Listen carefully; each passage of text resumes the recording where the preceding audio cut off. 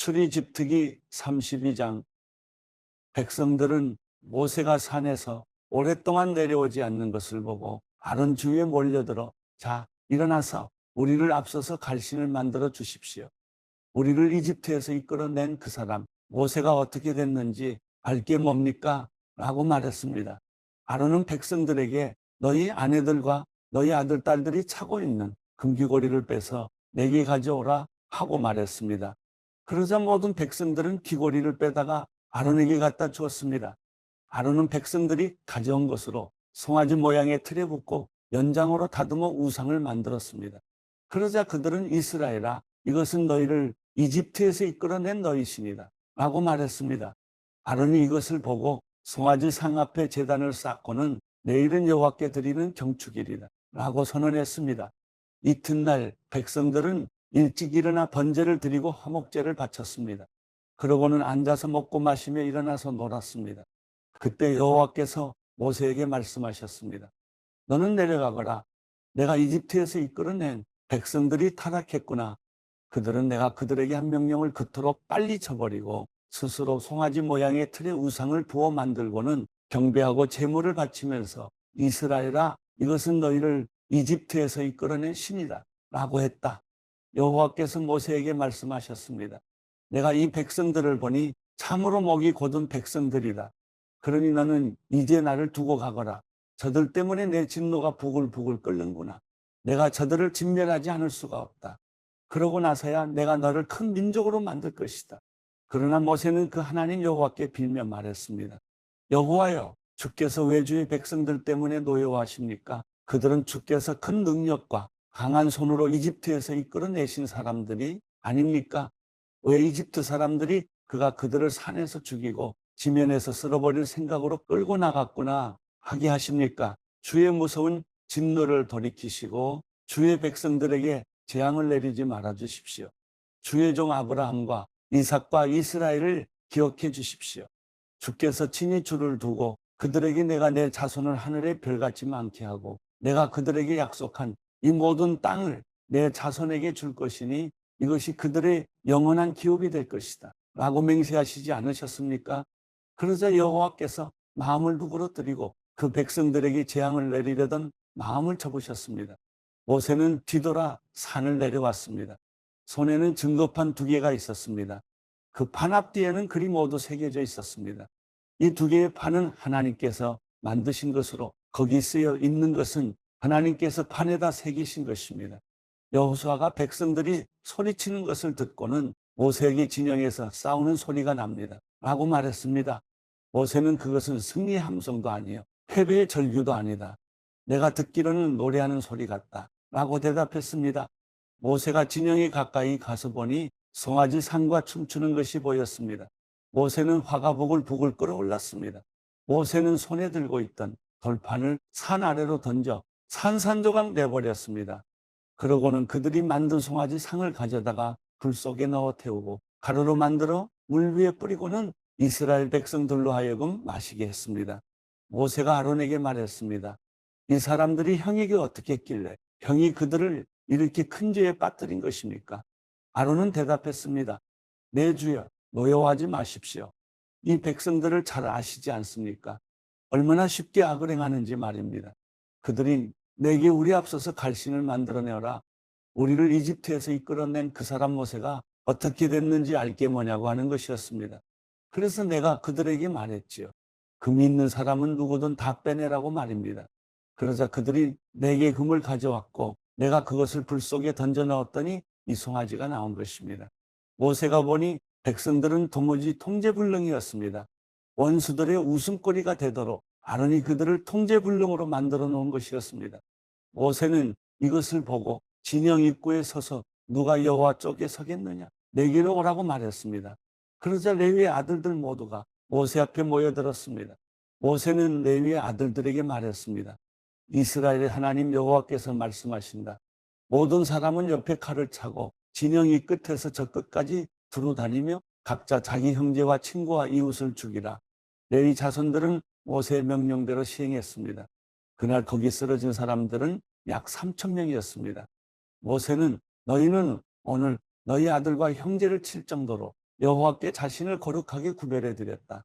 그러니 주께서 이날에 너희에게 복을 주실 것이다 라고 말했습니다. 이튿날 모세는 백성들에게 너희가 큰 죄를 지었다. 그러나 이제 내가 여호와께 올라갈 것이다. 혹시 너희를 위해 속죄할 수 있을까 해서다 라고 말했습니다. 그리하여 모세는 여호와께 돌아가 말했습니다. 이 백성이 엄청난 큰 죄를 지었습니다. 자기들을 위해 금으로 신을 만들었습니다. 그러나 이제 그들의 죄를 용서해 주십시오. 용서하지 않으시려거든 부디 주께서 기록하신 책에서 제 이름을 지워버리십시오. 여호와께서 모세에게 대답하셨습니다. 누구든 내게 죄를 지은 사람은 내 책에서 지워버릴 것이다. 자, 너는 가서 이 백성들을 내가 말한 곳으로 이끌어라. 보아라, 내 천사가 너보다 앞서서 갈 것이다. 그러나 내가 때가 되면 그 죄로 인해 그들을 징벌할 것이다. 그러고 나서 여호와께서 이 백성들에게 전염병을 내리셨습니다. 아론과 백성들이 만든 그 송아지 상 때문이었습니다. 누가복음 5장. 예수께서 하나님의 말씀을 들으려는 사람들에게 둘러싸여 게네사렛 호숫가에 서 계셨습니다. 예수께서 보시니 배 두 척이 호숫가에 되어 있고 어부들은 배에서 내려 그물을 씻고 있었습니다. 예수께서는 그들 중 시몬의 배에 올랐다. 그에게 배를 못해서 조금 떼어놓으라고 말씀하셨습니다. 그러고는 배 위에 앉아 사람들을 가르치셨습니다. 말씀을 마치신 후 예수께서 시몬에게 명령하셨습니다. 물이 깊은 곳으로 나가 그물을 내리고 고기를 잡아라. 시몬이 대답했습니다. 선생님, 저희가 밤새도록 애썼지만 아무것도 잡지 못했습니다. 그러나 선생님의 말씀대로 제가 그물을 내려보겠습니다. 어부들이 그 말씀대로 했더니 그물이 찢어질 정도로 많은 고기들이 잡혔습니다. 그래서 그들은 다른 배에 있는 동료들에게 와서 도와달라고 손짓했습니다. 그들이 와서 두 배의 고기를 가득 채우자 배가 가라앉을 지경이 되었습니다. 시몬 베드로가 이 광경을 보고 예수의 무릎 앞에 엎드려 말했습니다. 주여, 제게서 떠나십시오. 저는 죄인입니다. 베드로와 그 모든 동료는 자기들이 잡은 고기를 보고 놀랐던 것입니다. 세베대의 아들들이며 시몬의 동료인 야고보와 요한도 놀랐습니다. 그때 예수께서 시몬에게 말씀하셨습니다. 두려워하지 마라. 이제부터 너는 사람을 낚을 것이다. 그리하여 그들은 자신들의 배를 무태대고 모든 것을 버려둔 채 예수를 따라갔습니다. 예수께서 한 마을에 계실 때 온몸에 나병이 걸린 사람이 찾아왔습니다. 그는 예수를 보자 얼굴을 땅에 대고 절하며 간청했습니다. 주여, 원하신다면 저를 깨끗하게 해주실 수 있습니다. 예수께서는 손을 내밀어 그 사람에게 대며 말씀하셨습니다. 내가 원하노니 깨끗해져라. 그러자 곧 나병이 그에게서 떠나갔습니다. 그때 예수께서 그에게 명령하셨습니다. 누구에게도 말하지 마라. 다만 가서 제사장에게 내 몸을 보이고 몸이 깨끗해진 것에 대해 모세가 명령한 대로 예물을 드려라. 그것이 그들에게 증거가 될 것이다. 그러나 예수에 대한 소문은 더욱더 퍼져나가 많은 사람들이 그분의 말씀도 듣고 병도 고치려고 모여들었습니다. 하지만 예수께서는 외딴 곳으로 물러가 기도하셨습니다. 어느 날 예수께서 가르치고 계실 때 바리새파 사람들과 율법 학자들이 갈릴리 모든 마을과 유대와 예루살렘에서와 앉아 있었습니다. 그리고 예수께서는 주의 능력이 함께함으로 병을 고치셨습니다. 그때 몇몇 사람들이 중풍병에 걸린 사람을 자리에 눕힌 채 들고 왔습니다. 그들은 환자를 집 안으로 데리고 들어가 예수 앞에 눕히려 했지만 사람들이 너무 많아 안으로 들여놓을 길이 없었습니다. 그들은 지붕으로 올라가 기와를 벗겨내고 그를 자리에 눕힌 채 사람들 한가운데로 달아내려 예수 바로 앞에 놓았습니다. 예수께서는 그들의 믿음을 보고 이 사람아, 내가 죄를 용서받았다라고 말씀하셨습니다. 그러자 바리새파 사람들과 율법 학자들은 의아하게 생각하기 시작했습니다. 이 사람이 대체 누구인데 하나님을 모독하는가?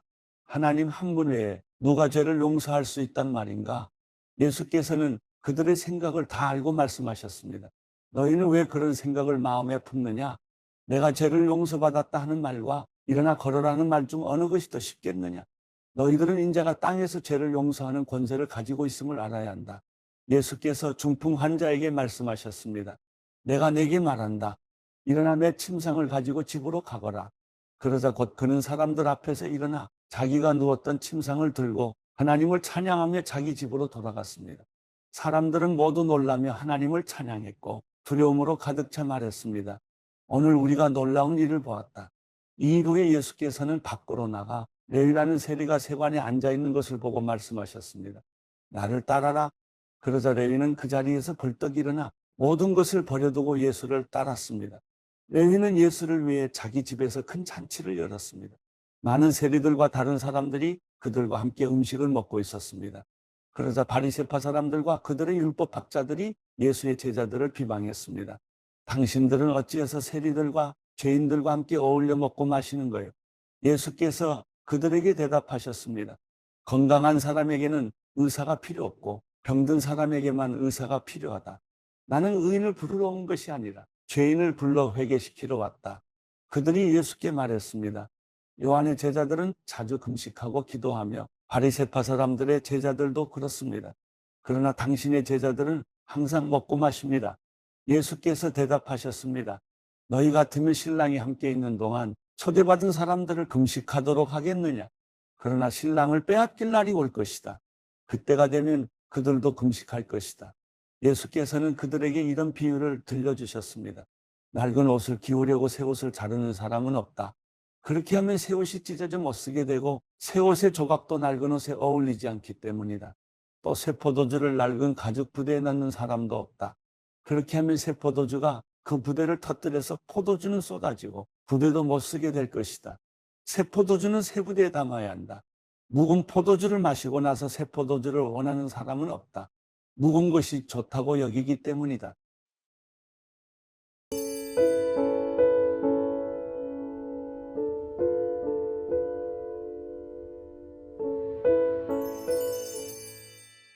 시편 46편.